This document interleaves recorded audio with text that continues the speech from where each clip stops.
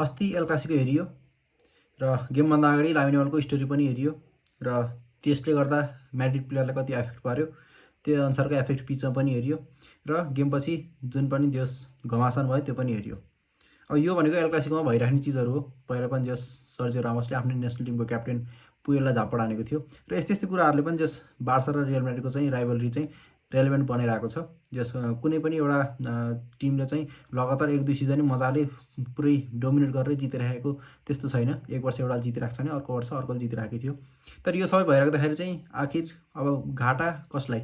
बार्सालाई घाटा स्योर नै छ, किनकि ऊ 5 पोइन्टले पछाडि पुगिसक्यो रियल म्याड्रिडभन्दा र अब आउँदै गरेको गेममा के हुन्छ त्यो देखा जाएगा। तर जस एक तरिकाले हेर्ने हो भने स्पेन नेसनल टिममा पनि घाटा हुन्छ जस्तो लाग्छ मलाई चाहिँ, किनकि जुन तरिकाले कार्बाखाल र यामालको बिच भयो त्यो कार्बाखालले जहाँसम्म लाग्छ एउटा आफ्नो नेसनल टिमको हैसियतले पनि एउटा एक्सपिरियन्स प्लेयर भएको हिसाबले पनि उसले चाहिँ यामाललाई टनलमा गएर केही भनेको भए पनि हुन्थ्यो। तर पनि जस अब उसलाई पिचमा देखाउन मन लागिहाल्यो, गर्यो, उसको कुरा भयो र जस यो भएर पनि अब 26 मा वर्ल्ड कप आउँदैछ र अब टाउको दुखाइ भनेको स्पेनको कोचलाई हुनेवाला छ, किनकि अब लामिन यामाल र कार्बाखाल एउटै लाइनमा खेल्ने प्लेयरहरू हो र यस्तरी अरू कुराहरू अब डिन हाउसन छ। अब जो नि एउटा स्पेनिस टिमको चाहिँ रियलमा बिस्तारै आउँदै गरेको छ, किनकि अलि पहिला चाहिँ रियलमा त्यति धेरै स्पेनिस प्लेयरहरू चाहिँ पढ्थेन नेसनल टिममा, तर अहिले अलिक फरक छ र त्यो पनि अलिकति स्पेनिस टिमले चाहिँ अब के गर्नुपर्छ भन्दा अर्जेन्टिनाको टिमबाट चाहिँ सिक्नुपर्छ जस्तो लाग्छ मलाई चाहिँ।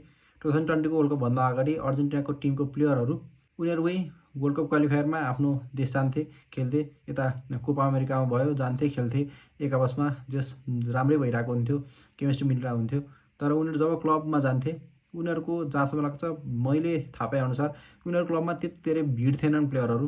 जहाँ यता इन्जो फर्नान्डेज बेन्फिकातिर हुन्थ्यो, मेस्सी पिएससीतिर भएको हुन्थ्यो, यता लाउटर मार्टिनेज इन्टर मिलानतिर हुन्थ्यो र यता एथलेटिको म्याड्रिडमा अर्जेन्टिनाको प्लेयरहरू हुन्थ्यो। त्यति बेला रियल र बार्सामा अर्जेन्टिनाको एउटा पनि खेलाडी थिएन र त्यो भएर पनि यिनीहरूको राम्रै थियो।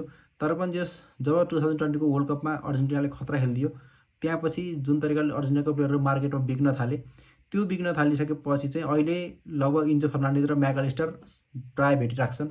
यता लोसेल्सो उता रियल बेटिसमा भिडिरहेको छ, यता मास्टेनटोनी रियल म्याड्रिडको प्लेयर छ अर्जेन्टिनाको, त्यो उता एथलेटिको म्याड्रिडमा भिडिरहेको छ।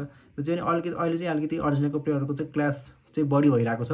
तर पनि जस अर्जेन्टिनाको टिम स्टिल उनीहरूको केमिस्ट्री राम्रै छ, चलिरहेछ र यता 26 को चाहिँ वर्ल्ड कपमा जाँदाखेरि चाहिँ अर्जेन्टिना वान अफ द जस एउटा जित्न सक्ने टिम चाहिँ मानिन्छ। त्यही भएर अब यहाँबाट स्पेनको के हुन्छ त्यो हेर्न बाँकी छ, किनकि अहिले अब 3-4 दिनमा अर्को लालिगाको गेम आउँछ, त्यसपछि भुलिएला। तर पनि जस अबको नेक्स्ट इन्टरनेसनल ब्रेकमा चाहिँ यो जुन एल क्लासिकोमा जति पनि